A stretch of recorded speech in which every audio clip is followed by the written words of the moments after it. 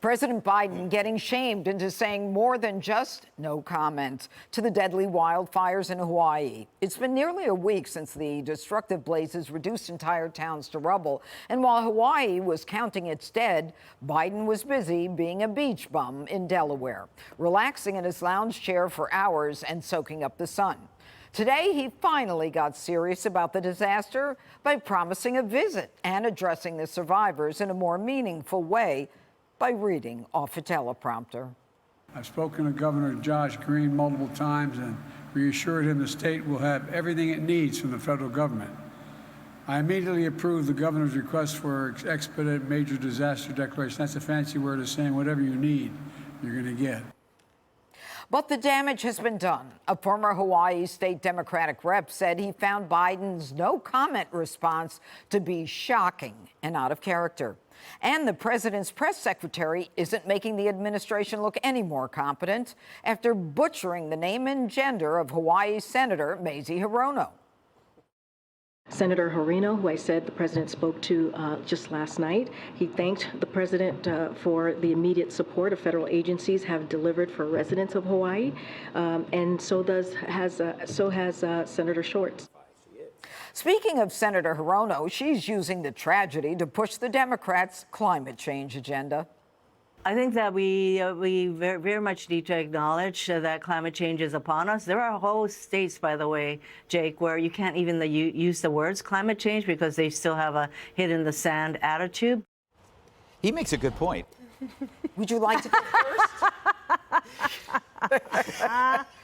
All right, Greg. Okay, is Hawaii getting the seventh grandchild treatment? Yes, I'm not crazy about attacking like the delayed tragedy response because everybody does it, but I don't care. I'm going to do it anyway. I return to the most perplexing problem. We aren't asking Joe Biden to, ride a unicycle, on a narrow rope between two skyscrapers. The requirement, what we're asking for, is his wheelhouse, right?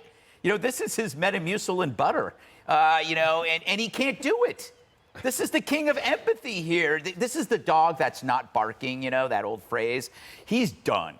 I mean, his wheelhouse is empathy, and he's expressing none at the time where it's most necessary and fairly easy. I mean, imagine if you turn on the 5 and Harold is glum and ugly, not as handsome. You would know something is wrong with him.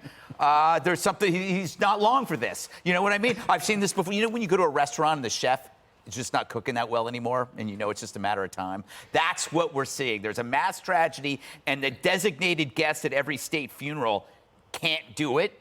Maui's in terrible shape, but this White House ain't much better.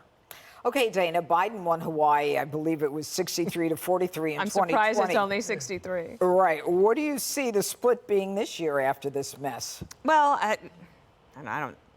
do I see any Republicans sweeping in saying, hey, we got you?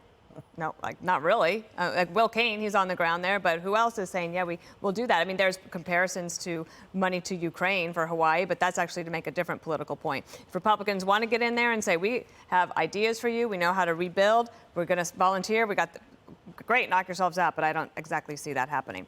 I can't get over the press secretary not knowing that Senator Hirono, first, how to say her name, and that she's a woman. Because she's been a senator for quite a long time. Now, let me tell you, as press secretary, I made 100 mistakes a day, probably. And my blooper reel would be horrendous. I imagine she probably called and apologized, and I'm sure it was taken because that's a pretty tough job. How do you not know the dumbest senator? I don't know. Is that what we're calling this? Yeah. Charlie! Okay, wait. She is. I would like to mention something also that you were bringing up, that Biden has this weird pattern of a lack of empathy. Yeah. So the East Palestine, remember, this was so weird that they couldn't even say, yes, we're going to go. Like, what were they afraid of? Yeah. It's not hard to do this. Afghanistan, they could never say that there were any mistakes. They have to say it was the greatest airlift in history. Baby formula, that was everybody else's problem.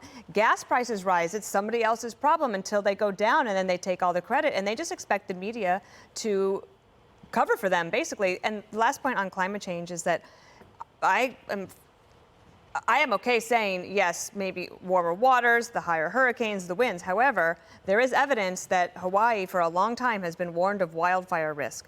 And there's a lot of money out there on climate change. And what was that any of that money used to mitigate the wildfire problems in this area? And I would submit that when we finally get the answer is probably not much.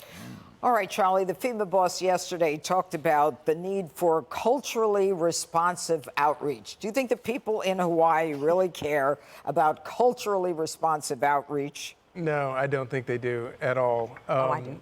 And, but it's funny. Whoever said that Biden's response was shocking but not out of character, I would agree that it was shocking. But I would also say that his response was so in character, it's not even funny. When he says no comment, and then the White House has to later come up with a statement saying that, oh no, he's mourning.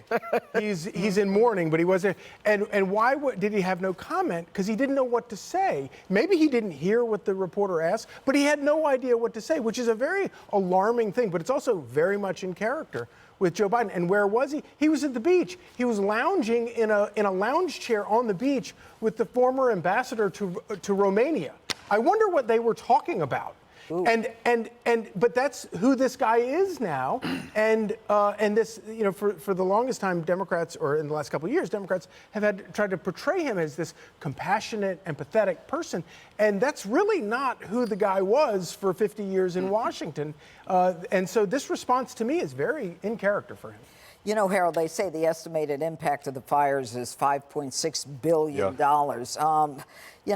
Hopefully, with all the money we're giving Ukraine, we'll be able to help Hawaii out, since I assume that tourism is going to be in trouble. But Paris Hilton, I think, is having a good time.